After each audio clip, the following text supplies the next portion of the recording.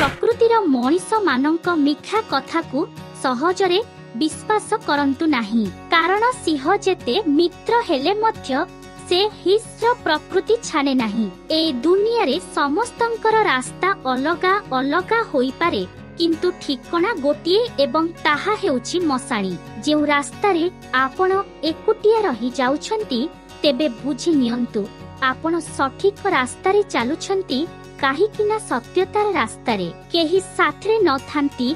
केही नुआ किछि पाइले पुरुणा को भूली जांती, केही हजारे नुआ भीड़ भितरे पुरुणा को खोजी बुलंती।